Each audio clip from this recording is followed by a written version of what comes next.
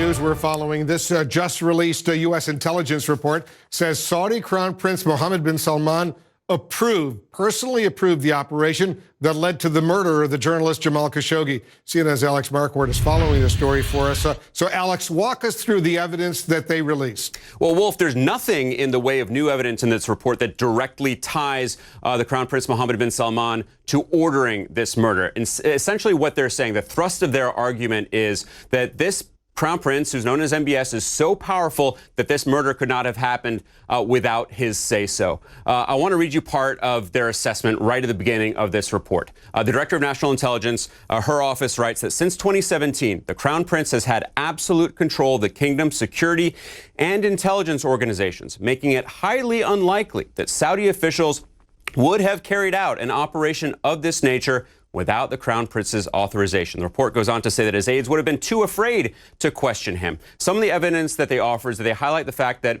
some of the 15 members of this hit squad worked for one of MBS's top lieutenants. His name is Saud al-Qahtani. Others were members of the Crown Prince's notorious protective detail, which is known as the Tiger Squad, and they were sanctioned today.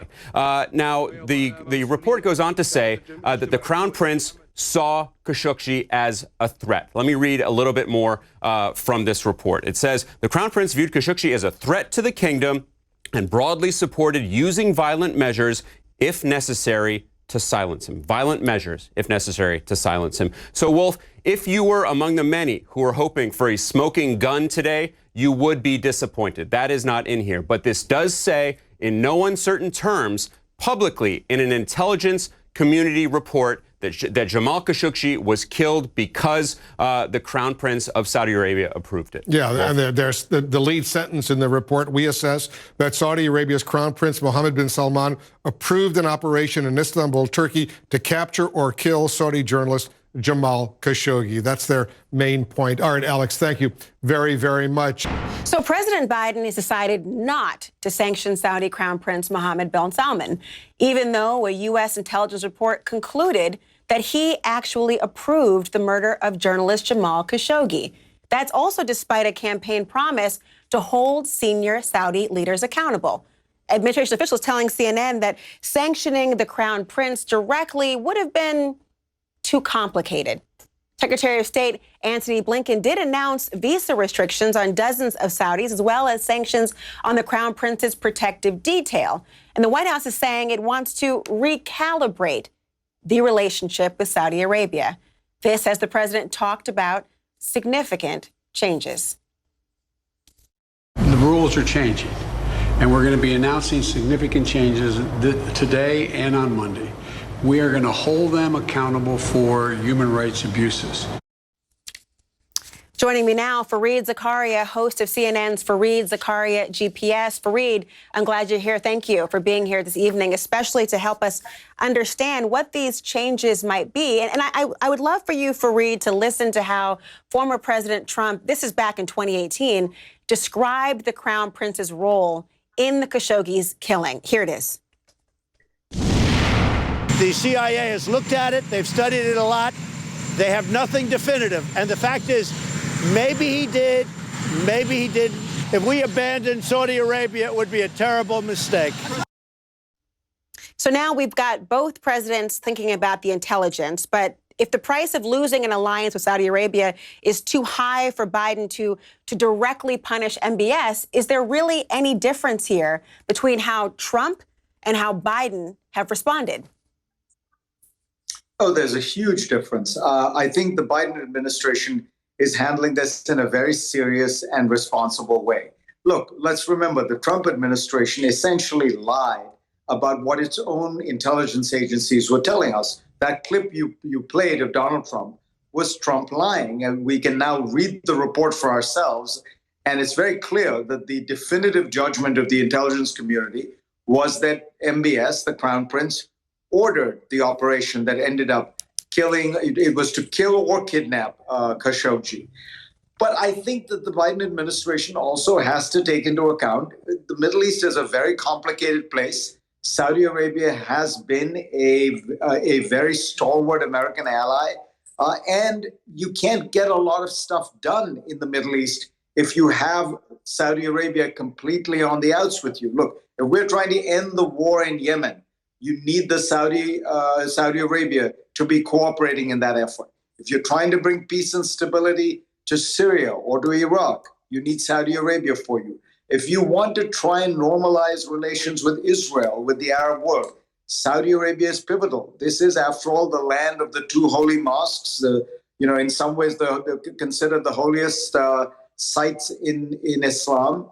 And considering all that, I think the Biden administration has done, something that is reasonably balanced. It's a pretty tough position. They came out against the Crown Prince. They released the intelligence report. They're sanctioning 76 people, denying them visas. President Biden says there's going to be more. But no, I don't think that, it makes sense for something that happened several years ago to upend the entire relationship, because Mohammed bin Salman is the de facto head of the Saudi government. And to take a move against him would seem to me to be, in a sense, a highly symbolic gesture that could have very bad real-world consequences.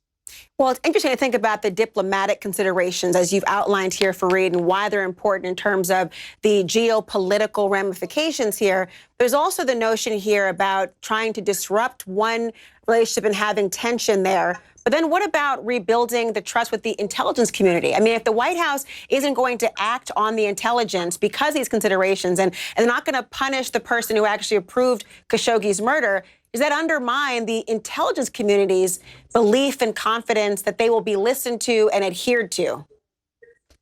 Not at all. The intelligence community understands very well its job is to provide intelligence, not to advocate policies. And I think that the Director of National Intelligence, Avril Haines, has been very clear about that throughout. Their job is they were given a job which was to ask, how did this happen? Who ordered it? How high up does the chain of command go?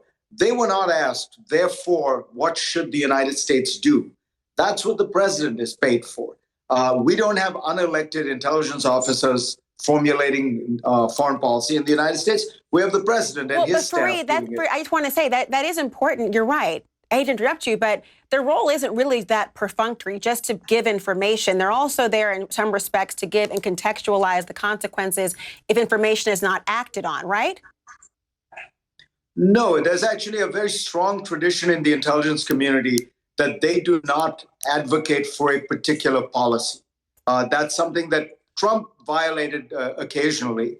But in general, the entire mission of the intelligence community is very explicitly not to recommend policies. If you remember, George Tenet, as CIA director, sort of violated that when he seemed to be advocating for the Iraq war. But that was a very unusual exception and was noted as such. The intelligence community doesn't make foreign policy. The president, the secretary of state, the national security advisor make it. And I think they're managing a difficult situation in which you have to balance human rights, you have to balance accountability, with all the interests that the United States has of maintaining peace and stability and trying to get some progress in certain areas. And I think, he's certainly drawn the balance very differently than Trump, who gave MBS a complete free pass. Here, what you're doing is you're holding him accountable, but not accountable in a way that would jeopardize other important goals the United States has.